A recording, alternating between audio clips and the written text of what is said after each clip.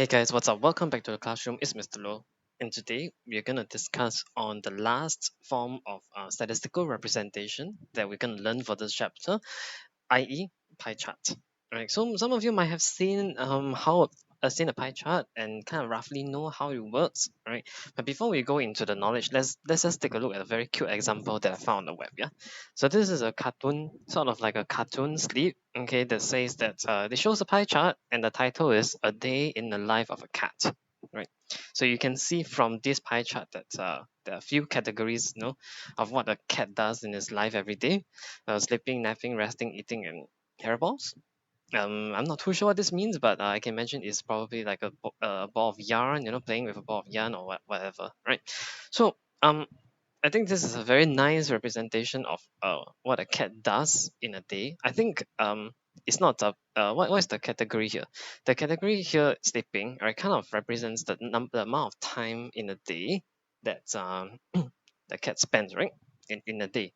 So you can see from here, first of all, one is the what is the activity that the cat spends most time in a day? Well, clearly it's sleeping. Why? Because this slice of the pie, so called, right, takes a larger area, or what we can call a larger portion of the whole pie, followed by napping, right? So you can see from here that sleeping, wait, isn't sleeping napping?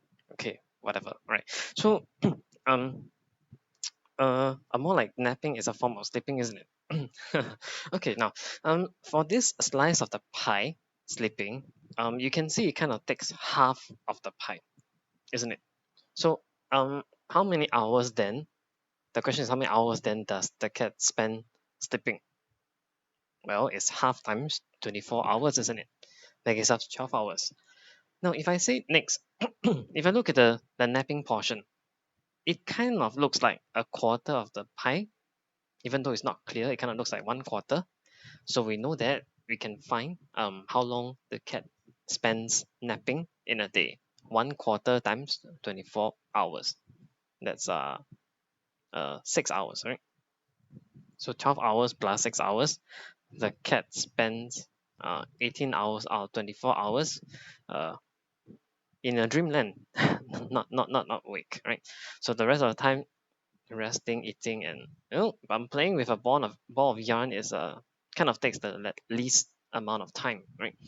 But again, we are not very clear whether this is exactly half. The sleeping section is exactly half, or the napping section is exactly one quarter. What information do we need to confirm that? What information do we need? Well, if you recall your knowledge about angles, we need to know what angle is this, right? What angle is this, and what angle is this napping section? Sort of, if the angle is bigger, then the slice of the pie is bigger, right? So the bigger the angle here, the bigger the slice of the pie, and therefore the more number of hours that the cat spends, right? So if I want to say that this sleeping part is exactly half a day, then what angle should this be? Well, it should be half of a full circle, which is 180 degrees, right? In case you did not know that, right? So one full circle is 360 degrees. Half a circle is 180 degrees. And if I say that napping is one quarter of the day, then what angle should this be?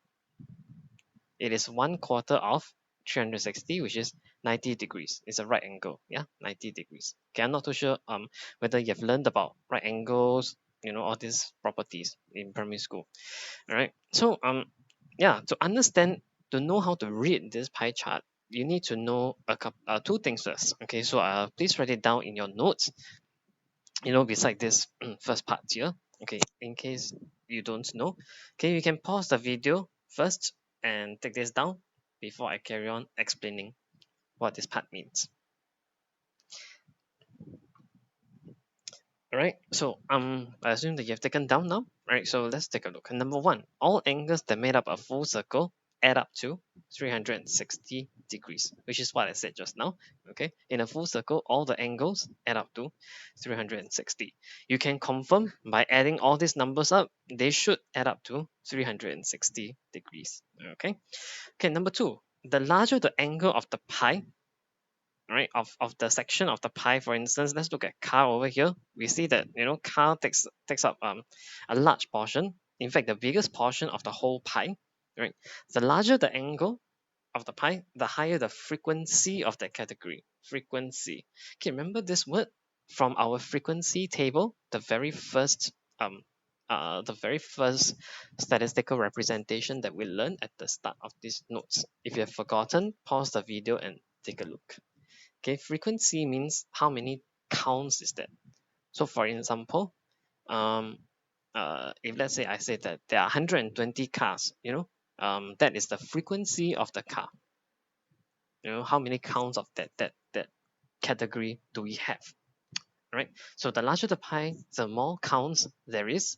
Okay, so this is what we need to know in order to read a pie chart. Actually, that's it. Okay, so again, the larger the angle, the more counts it is. So this is the largest compared to this is the least, right? Motorcycles is the least because it has the smallest angle of the pie. All right, moving on. Okay, so how do you remember we say that we have to actively turn any statistical representation into numbers. Okay, so here in this table you see that, okay, we have first, the category, the types of vehicles, followed by the fraction of vehicles and the percentage of the vehicles. Okay, you may first pause the video to take this down first before I carry on explaining. All right, I assume that you have taken this down. All right, so let's take a look. How do I compute this? Okay, for cars, the fraction of the vehicles. Okay, I take, what is this? 120. That's the angle. 120 divided by 360. Why 360? Reason? Because the full circle, if I add up all the angles, is 360. So the fraction is 120 over everything, which is actually 360, right? So 120 over 360, I simplify the fraction to give me 1/3, all right? So this is fractions, and then we are also asked about the percentage. Okay, so how do we convert from fraction to percentage? Remember our previous chapter, right? Not previous, but earlier chapter, right? You take the fraction, multiply by 100%. That's it. You take the fraction, multiply by 100%, right? So in this case, I actually rounded off to three significant figures. Okay, you can choose to round off to 4 sig fig, whatever, but in your final answer, remember, it must be 3 sig fig, right? So 33.3%. Okay, I can do so for the rest of the categories, the rest of the type of the vehicles. Okay, not forgetting to round off the fraction to the simplest form in this case. Whoops, sorry. Okay, not forgetting to round off, yeah, your fractions to the simplest form. Okay, on the right hand side, for example, this, right? Okay, now then we can also do so to calculate the percentage, for the rest of the categories of vehicles, right? So how do I check my answer then? How do I know that my answer is correct? Well, the fraction of each vehicles, because there's only this number of vehicles altogether in the data, I do know that if I add up all this fraction, I should get 1 over 1. So when I write 1, actually I mean 1 over 1. Okay, so imagine, for example, if I've only two vehicles, cars and vans, for example, if I only have cars and vans, and they each have they are each half of the data, right? Then the when I add up the two fractions, half and half, I should get 1. So that means all these fractions here should add up to 1. Similarly, actually this part is easier to understand. All the percentages add up together should be 100%, right? If not, you might there must be a calculation error somewhere. You might be missing some data, yeah, in your calculations here and there, right? So please be careful when you do so. Okay, that's one way for you to check your answer. Yeah. Okay, so we are done converting the pie chart all right, the angles in the pie chart into fraction and percentages. Now, the next question you might be asking is, okay, I know that the percentage of the vehicles, the cars, for example, is 33.3%. How many cars exactly is there? That's the next question you might ask, right? How many cars exactly are there? How many vans are there exactly? Okay, so if you're asking this question, good. Now, to answer that, right, my question to you would then be, how do we know? How are we supposed to find out? Well, we need to know how many vehicles are there in total, isn't it? How many vehicles are there altogether? We are not given any numbers in the question. The question says just complete the corresponding table without telling us how many vehicles are there altogether, right? So if we do know, for example, like let's say there are 1,000 vehicles altogether, right? Then we can go and calculate based on the percentage of each vehicle, how many exactly are there, all right? Now we will see examples later on. Okay, so let's move on. Okay, so in the first example here, okay, the pie chart shows the survey, the results of the survey of 4 types of sports enjoyed by students in a certain school, right? So let's take a look. Okay, so this question is pretty interesting because again, painfully you see algebra in this pie chart. That means the angles, they don't just give you the numbers, right? Then they're nice enough to give you 140 here, right, without the x, but the rest you have to calculate first what is x, right? So you have to do some algebra before you know what are the exact angles for all this. All right, so you expect to do some algebra, but at the top of your mind, you can kind of really do it because you know that, recall, all angles in a full circle add up to 360 degrees. So immediately, you can form an equation, 4x plus 3x plus x plus 140 gives me 360. Right, so immediately you can solve for x already, which is part A, which is what part A asks for, calculate the value of x. All right, so I'm doing this immediately. So I add up all the angles of different sections of the pie. 4x plus 3x plus x plus 140 gives me 360, right? And then we have dealt this in algebra before, right? All the variables of the x, I combine them together to give me 8x, all right? And then I see that I have this 140 over here on the left hand side. I want to throw it over, okay? Taking note of the sign, this is a plus, so plus 140 move over becomes minus 140. All right, so this is how I arrive at the second step. 8x equals to 220 degrees. Yeah, so we have done this before. You can immediately find x to be 27.5. So that means each x is representing 27.5 what? Kind of 27.5 degrees, right? I didn't write the units here. You can choose to write, you can choose not to write, yeah? Okay, so x degree represents 27.5 degrees. Okay, check that this is indeed 3 significant figures. No problem. All right, so once you're done with this part, let's move on. Aha, now they give you the exact number. In part B, they give you the exact number. Given that there are 70 students who, please read the question carefully, enjoyed basketball only. We are not saying that there are a total of 70 students. We are saying that people who enjoy basketball, there are 70 of them. Let's go back to the pie. All right, you see that basketball, the category basketball is over here. Okay, I only see the word basket, right? Basketball, all right. So here, this section of the pie, 140 degrees represents how many? 70 students, yeah? Okay, so this part represents 70 students. So depends on what the question asks. Let's take a look. How many students were surveyed in all? Yeah, so how many students are there altogether?